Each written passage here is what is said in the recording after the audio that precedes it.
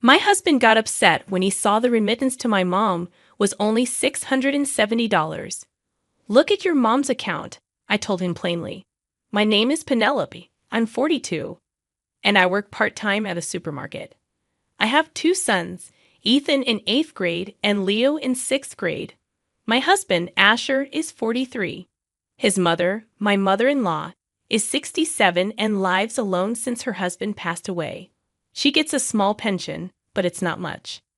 When my father-in-law died, we talked about supporting my mother-in-law since she raised Asher and might need help in the future. We decided I would send her $335 every month, treating it like caregiving. We recently paid off the house loan, and Asher's late father left behind $200,000, which Asher agreed to give entirely to his mom as per his father's will. I thought we could manage without income, but my mother-in-law called, upset about the allowance. She couldn't save because she couldn't go to cheaper stores due to COVID. Asher suggested he could buy things for her on his way home from work, but she explained it wasn't just groceries. It was everyday items, so it's not just about buying food, huh? Okay, then I'll go to the specific store for everyday items as well, I said. My mother-in-law exclaimed, honestly, do I have to spell it out this much for you to understand? It's not just everyday items and groceries, is it? Things like hair dye to cover gray hair too. That as well. She shouted, basically saying, please don't make me explain everything. I'm saying that the allowance isn't enough. I'm sorry, Mother. My husband's body language seemed overly apologetic towards his mother over the phone. For now, I'll increase it to $670, he said without consulting me. Huh? $670 is quite a significant amount. I couldn't hide my surprise at the decision made without my consent. Speaking of $670, it's almost like taking all of my part-time job earnings. Plus, our older child will be taking entrance exams soon, and we can't skip on sending them to cram school. I asked the store manager to increase my part-time hours, but in doing so, it became challenging to manage the household. I explained to my husband, Mom, you're never home at night, my younger child complained. I'm sorry, sweetheart. Mom is working hard to earn money for us, I replied, feeling guilty that I couldn't even talk about a cool piggy bank my child made. I made a really cool piggy bank today and got praised for it. But I can't even talk about that now. My child banged on the table, upset. I'm sorry, I'll buy the toy you wanted for your birthday, so I'll work hard for that, I reassured my child. At that moment, my husband walked by, saying, just be patient with the toy. Grandma is making even more sacrifices and going through tough times. Your mother isn't working for the sake of your toys, she's working for your grandmother. His words left me confused. Strangely, our younger child remained and patted my shoulder. Mom, you're doing your best. I can't wait for the toy, so don't worry, my child comforted me. However, that wavering feeling was once again compounded by my mother-in-law.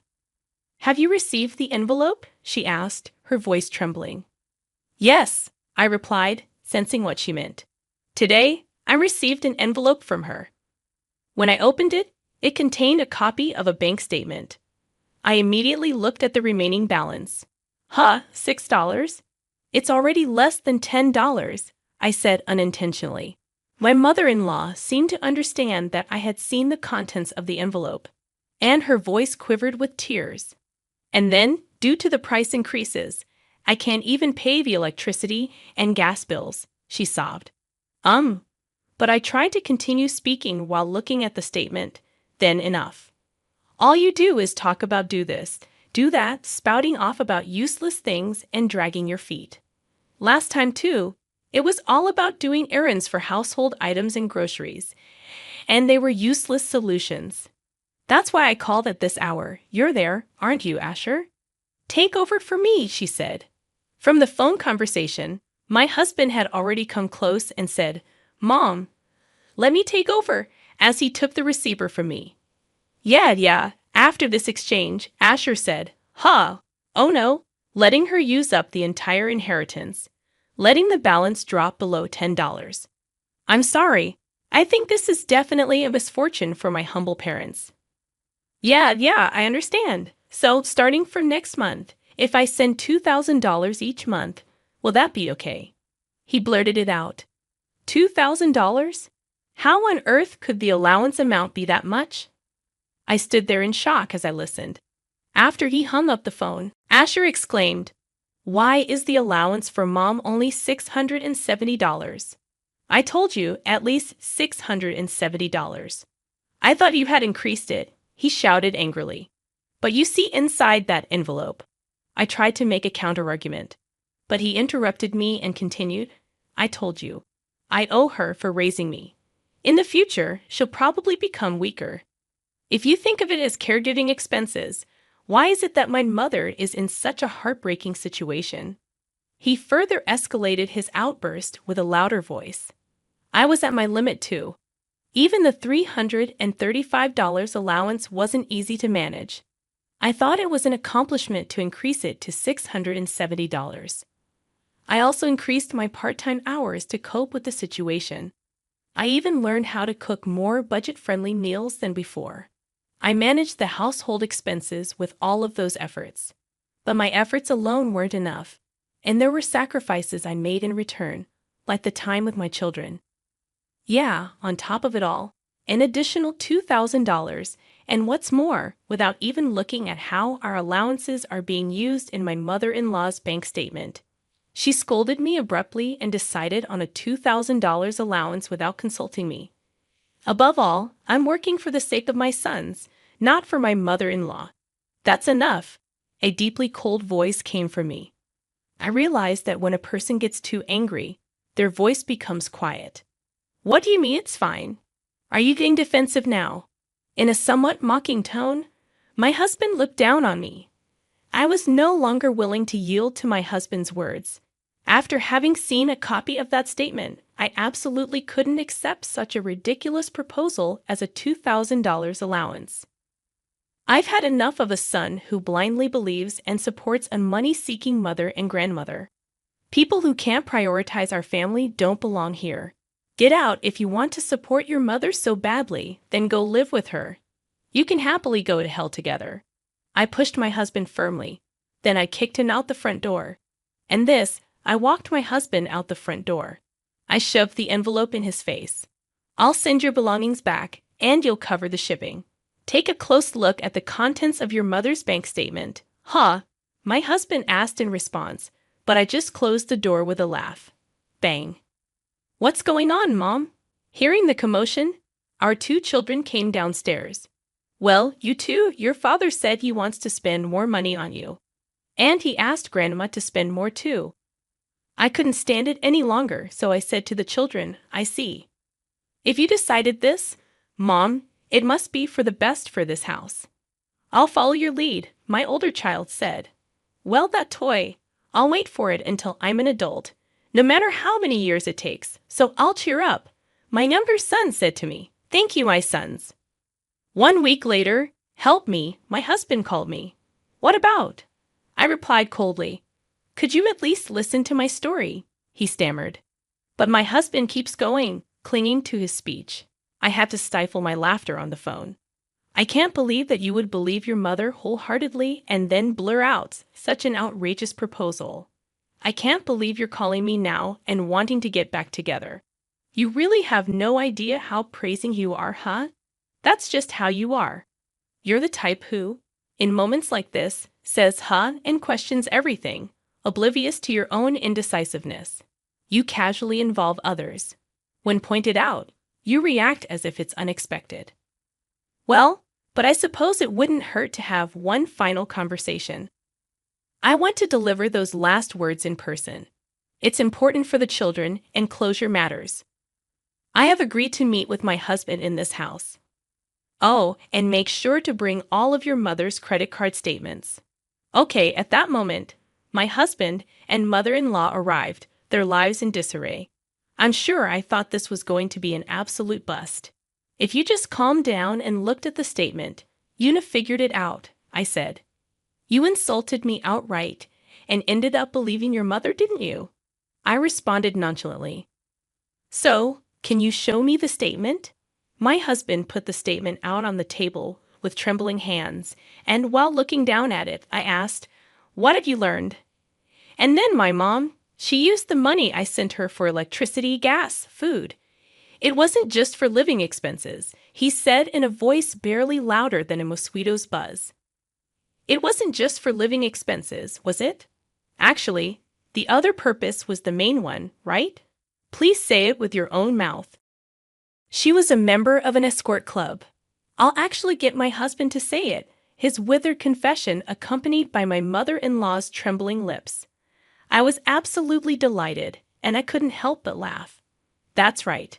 Your mother, whom you believed more than me, was a woman who spent money on male escorts while lying about not being able to pay the increased electricity and gas bills, and came begging to her own son. The statement showed the name of an escort club, Romeo, followed by high-end restaurants and bars. She was spending over $40,000 a month.